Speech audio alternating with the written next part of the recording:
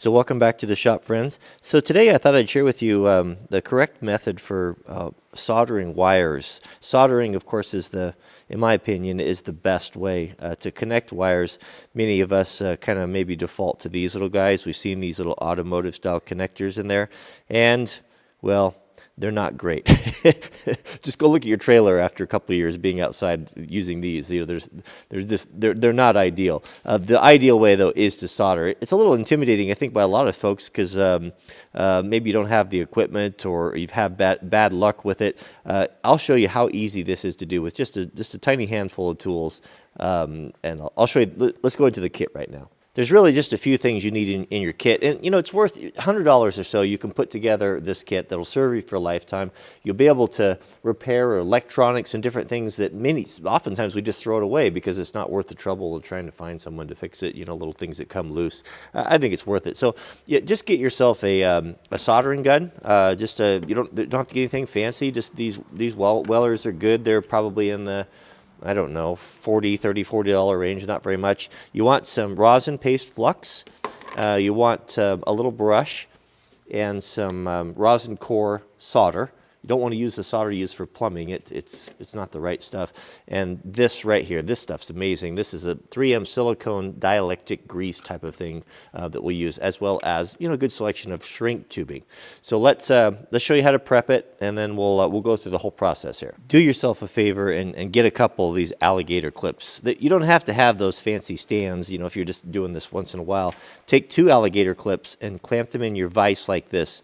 Now, some of these alligator clips have a pretty tight spring on them, so take some shrink tubing on the ones you're going to keep in your kit and just melt it on there, and that way they won't mess up your wire. And this is going to hold things securely, and you're just going to get a whole lot better job.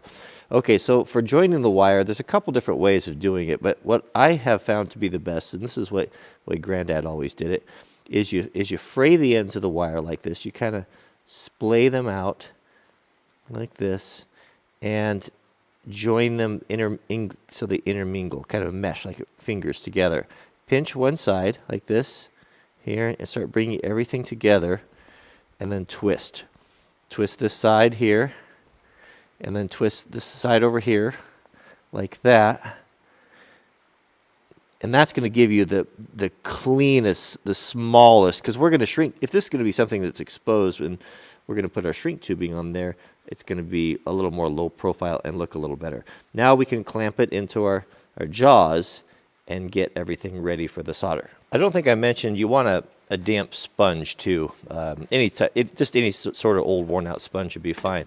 Now with everything ready, you're going to take your rosin flux, right? And we're going to apply that on there like that. So just coat that on there, and that's going to help that solder to bind. It probably wouldn't be a bad idea to have heated that up first.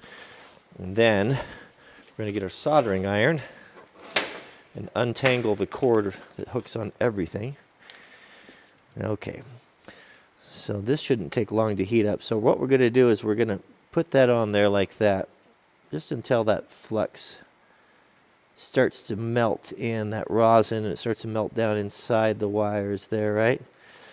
And then Granddad always said you touch the end of that there to tin it. I don't know why, I just always have. And we're going to heat from the bottom, and we're going to start heating that up until this melts. Now we don't want to touch the solder to the iron. Oh, that took a long time to heat up there. There we go. Now it's sucking in there just like that. We don't put so much on there that it's going to you know, drip off. And don't try to dribble it on there. I could probably use a little bit more right there. There we go. That's all. That solder joint looks pretty good. Now remember, this is marginal advice, so take it for what it's worth. Now we want to waterproof this. This is where we're going to use the 3M silicone paste. Having this in your shop, anytime you put together electrical connectors or anything like that, is so good. It's so good. And we'll just put a little bit of that on there like that. And then, now we're going to do our shrink tubing. Now I'm going to use a piece of clear shrink tubing just so you can kind of see what's going on and what a great connection that this is.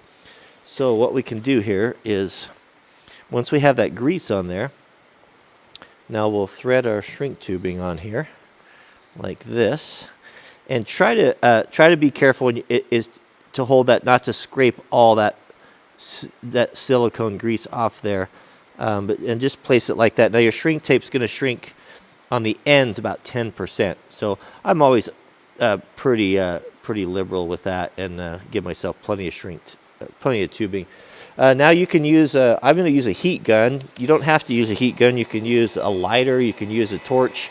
Problem with the lighter and the torch is if you're not really careful, it will tend to burn the wire in the housing. Start from the middle. You're going to start from the very middle, and you'll see that that's starting to shrink right there. And then work to the outside edges.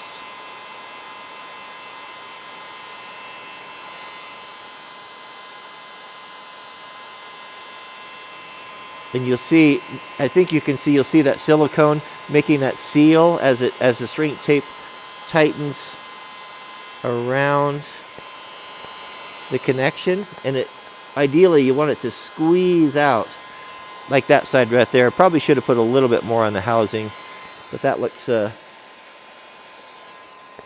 looks pretty good right there, actually.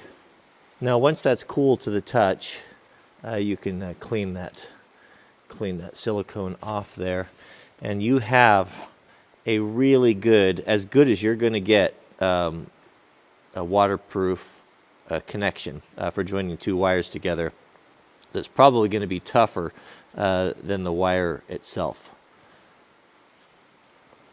So that's all there really is to it for connecting those, and that again, that's going to be your best connection. If you can take a little bit more time and you can solder these with a shrink tape instead of using those blue automotive style connectors, you're most likely not going to have to go back and redo your electrical work, especially for stuff that's going to be sitting outside, like trailers, or especially boat trailers, or there's a lot of water and spray on those, and it's pretty hard on electrical stuff.